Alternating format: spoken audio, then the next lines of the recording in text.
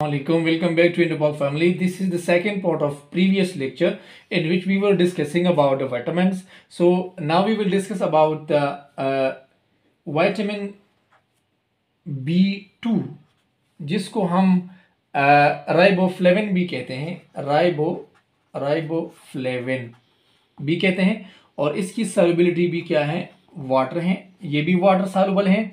और अगर आप इसके सोर्स को देखें तो इसके सोर्स में आपको बनाना मिलेगा, बनाना से आप भी ऑब्टेन हो सकता है। डेट्स जब आप खाओगे, खजूर, आप मशरूम खाओगे, आप ग्रेप्स खाओगे, आप मैंगोज खाओगे, आप पीस खाओगे, आप पम्पकिन खाओगे, और इसके साथ आप पॉपकॉर्न्स एटसेट्रा इसके सोर्स है। अगर इसकी वो डेफिशिएंसी आ गई तो आपकी बॉडी का जो ग्रोथ है वो स्लो हो जाएगा, बॉडी स्लो ग्रोथ करेगा और इसके अलावा सोर आइज डिजीज काज होगी। इसके बाद हम नेक्स्ट विटामिन को डिस्कस करेंगे जिसको हम कहते हैं विटामिन B3। विटामिन B3 उसको कहते हैं और इसका दूसरा नाम है नायासिन, इसको नायासिन भी कहते हैं। ये भी वाटर सॉल्युबल है और इसका जो सोर्स है ये meat, fish, eggs, milk products, cereals, crops, mushrooms and guavas इसका सोर्स है। और अगर इसकी डेफिशिएंसी आएगी तो पेलेग्रा डिजीज का होगा। What is pellagra? पेलेग्रा क्या होता है? पेलेग्रा ये होता है कि बॉडी के अंदर बहुत ज़्यादा वीकनेस आती है पेलेग्रा की वजह से, और लॉस ऑफ एपिटाइट, आपका दिल नहीं करे कि आप खुराक खाएं, और आपको नाजिया होगा। नाजिया वो कंडीशन है जिसमें आपको उल्टियाँ आती है लेकिन उल्टियाँ होती नहीं है। आप बार बार के करना चाहते हो लेकिन आपकी उल्टियाँ नहीं हो रही। आपको डायरिया आएगा, आपको वॉमिटिंग आएगी, आप बॉडी इनकम्फर्ट फील करोगे, तो इसको कहते हैं पेलेग्रा। ये डिजीज हो सकता है। इसके अलावा अब जो विटामिन हम डिस्कस करेंगे उसको कहते हैं विटामिन सी।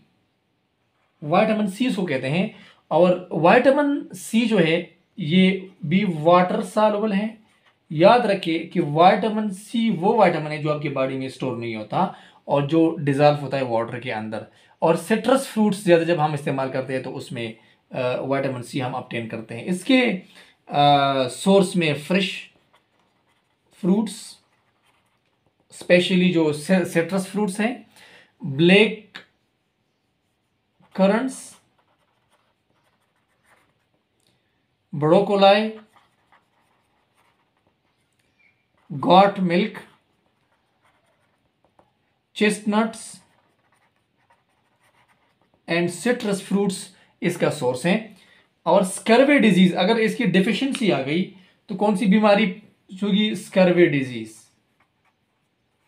अब ऑलमोस्ट एमसीक्यूज में पूछा जाता है कि scurvy disease is caused due to deficiency of which vitamin, तो उसमें विटामिन सी ऑप्शन आएगा। ठीक है, आप लोगों को पता होनी चाहिए। या इस तरह कहते हैं vitamin C deficiency cause disease, तो वहां पर एयरगोट्स लिखा होता है, वहां पर रिकेट्स लिखा होता है, वहां पर स्कर्वे लिखा होता है। तो आपको पता होनी चाहिए कि स्कर्वे डिजीज जो है वो काज होता है विटामिन सी की डिफिशिएंसी की वजह से। अच्छा, जो सिट्रस फ्रूट्स, लोग पूछे सिट्रस फ्रूट्स कौन से फ्रूट्स हैं, तो ये फैमिली सिट्रेसी हैं जिसमें आपके मौसमी हो गया, कीनू हो गया, माल्टा हो गया, ये सारे के सारे सिट्रस फ्रूट्स के अंदर आते हैं। अब हम नेक्स्ट डिस्कस करेंगे विटामिन डी के बारे में। विटामिन डी जो कि इम्पॉर्टेंट विटामिन है, और याद रखिए कि ये फैट सॉल्युबल है, ये फैट सॉल्युबल है। और इसका जो सोर्स है वो fish, egg, liver, black currant, broccoli, chicken, cod, cod ये फिश का एक टाइप है, etcetera. These are the source of vitamin D. और अगर विटामिन डी की डिफिशियंसी आई तो आपके बोन्स कमज़ोर होंगे। उस बोन कमज़ोर होने की जो बीमारी है जिसमें बोन कमज़ोर होते हैं उसको कहते हैं रिकेट्स। रिकेट्स बीमारी ये बोन की कमज़ोरी है और इसमें फिर ये बोन जो है ना वो मुड़ जाते हैं, ठीक है ना, वो डिशेप हो जाते हैं। इसके साथ एक और बीमारी है उसको कहते हैं ऑस्टियोमेलेसिया। ऑस्टियोमेलेसिया, तो ये डीमिनरलाइजेशन होती है बोन से, बोन के अंदर जो मिनरल होते हैं वो वापस आ जाते हैं, निकलते हैं, जिसकी वजह से आपके बोन जो है वो सॉफ्ट हो जाते हैं। तो फिर मामूली टक्कर से भी जो है ना अगर बंदा गिर जाए तो उसका बोन जो है वो टूट जाता है।